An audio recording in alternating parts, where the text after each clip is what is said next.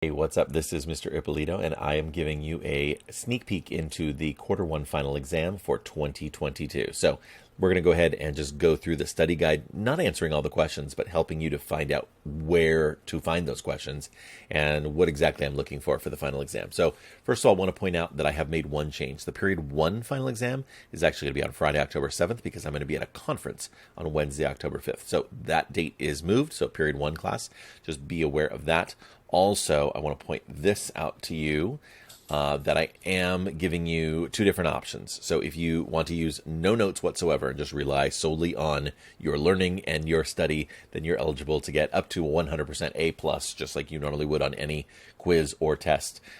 If you would like access to your paper notes, if you're the type of person who's like, you know what? Ooh, I don't always do my best on tests. I sometimes get nervous. It would really be nice. And if you typically get C or below on your exams, then I absolutely would take this option to be able to use your paper notes, not any digital resources, but you can use your paper notes during the exam. And for that, you could get up to an 80% B minus. So if you usually get C or below on an exam, you might want to take advantage of that opportunity. Okay. So going through these one at a time, what are we looking for? So for question number one on the study guide, all of this stuff right here was from our Socratic seminar. So this almost certainly is going to be a written response question. Just like your prep for the Socratic seminar, you're going to make a claim and then you're going to back up that claim with evidence, right? So naturally, you're not going to have notes unless you're going for the use your paper notes, but many of you are probably not going to have notes, so you'll just want to study those sources, right? So study the primary sources that we looked at, and so just kind of look back over through your Socratic seminar notes. This almost certainly will be a written response question for number one. Number two, Articles of Confederation. You're going to want to take a look, if you want, take a look again at that Brain Pop video, at the cartoon history. I also made another video for that.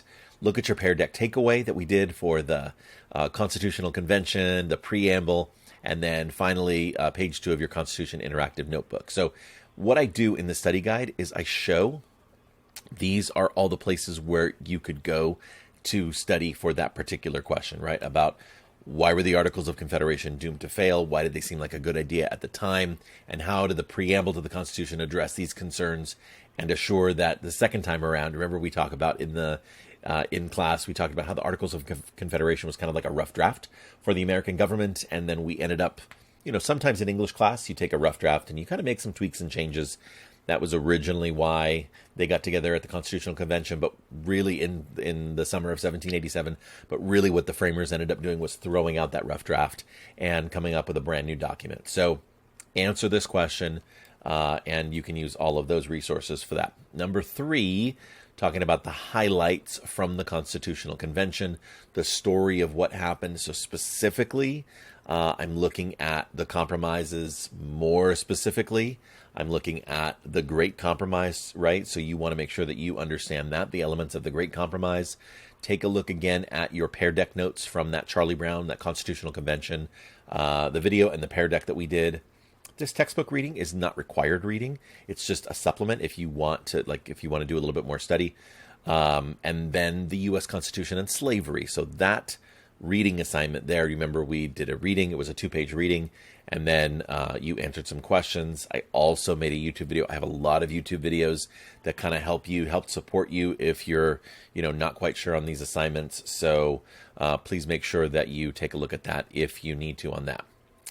All right, number 4, how does our system of separation of powers and checks and balances work in our 3 branches of government? I put a little graphic organizer for you right here. This is pages 8 through 16 of the Constitution Interactive Notebook. Some of you have gotten this far already. Others haven't. This is not going to be overly complicated. Basically, you need to know the roles of each of the branches. The executive branch enforces the laws. Judicial branch interprets the laws. The legislative branch creates the laws.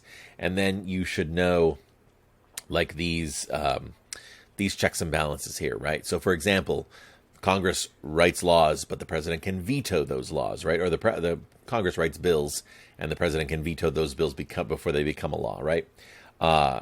The judicial branch, they can declare laws made by Congress unconstitutional. But Congress has a check on the judicial branch because Congress approves federal judges. So there are checks and balances that each branch has over the other branch. You learn about those in your independent work on Constitution Interactive Notebook, pages 8 through 16. Plus, we've just been kind of having these conversations over the last 5 weeks, too, about what does the legislative branch do? What does the executive branch do? What does the judicial branch do? So that's where you can study for question number 4. Okay. Question number 5. We are literally doing the federal system in class. Like, right, today is September 28th. Tomorrow, September 29th for the B-Day. And so we're literally doing this assignment right now. You could do Constitution Interactive Notebook pages 18 and 19 if you want. That's beyond what you're going to need to do, right? You only, before the final exam, you only need to do 1 through 17. That's it. If you want to extend your learning, you can, but everything you need is going to be in this assignment that literally we're doing in class on the 28th and 29th. So it's the federal system handout. So that's the in-class activity. So that's where you're going to get this information from. Okay. This is all in the Constitution Interactive Notebook. So no Article 1 in the qualifications to be a member of Congress. The powers of Congress, necessary and proper clause, this is all in there. And by the way, let me tell you, because you know I'm all about those YouTube videos, let me just show you, there is another great, if you're like, you do the Constitution Interactive Notebook and you're like, I don't know, Mr. Ippolito. So look at this. We just go to YouTube, Ippolito, History, Article 1, Section 8. Let's see what comes up. What's the first result? Hey, there it is right there. So, Constitution, and there's me right there. So I've got resources on all of this stuff to help you out. So that video, you can search for it on YouTube or take a look at this. So this is also, let me go back. So in your Quarter 1 Final Exam Study Guide and Resources, there's a study guide. And then I also, this right here, Units 1 and 2, this document right here, which previously you have not seen. This is pretty much everything we've done since the start of school, right? All the activities, all the handouts, all the videos, all the vocab, all of it. Here's all of it right here in one place. And then if you just scroll down to the bottom, boom, boom, but like 10 different YouTube videos to help you either study for the final exam or complete the Constitution Interactive Notebook. Like, it's all right here. Great resources. Whatever you need, it is like, it's all right here. So the Gallery Walk, the Brain Pop, Adventure Tales of America, the Socratic Seminar resources. Like, it's all in one place, all right here. Units 1 and 2, learning targets and lessons. Boom, it's all right there. And so I placed this for you in pin posts, and it's right there. So you have those resources as well. Okay, going back, I think we're almost done. Number 7, what is the message of the core paragraph of the Declaration of Independence? We've talked about that already. We spent a fair amount of time in class. There's also a YouTube video. That's actually an older video. I made an updated video for you. And again, I'll just go to YouTube, Ippolito History, core paragraph. I think we're going to find 2 of these because I made one last year, but then I made another one, an updated one. So yeah, if you want to watch this one, you can. That's from last year. And then this is when I annotated, like clearly you can see 7 minutes and 31 seconds here, 16 minutes here. It's up to you. They're both good. But the one that I actually put the link to in here is my updated one, right? When I annotated it, kind of went over that. So let's go back here. And then finally, I'm just going to point out to you that 8 and 9 on the study guide, the quarter is actually ending a week earlier than it did last year. So just not going to have time in this quarter for No More Kings, Magna, Carta. We'll just end up doing that at a later time. So don't worry about that. You can cross off 8 and 9. You do not need to worry about questions 8 and 9 on the study guide for this final exam. Finally, vocab. This is my reward for you watching this video. Vocab. Here's the vocab. All the stuff with the check marks. That's the vocab that like we're actually going to be. That's going to be on this exam. I can tell you. Electoral College not going to be on there. Due process of law. It's important, but it's just not going to be on there for this quarter. Popular sovereignty, another important, but we're going to talk about that later. And then finally, habeas corpus. That one also not in quarter one. So if you take a look at the vocab here, this is all the purple check boxes. Those are the ones that prepare for those to be on the final exam.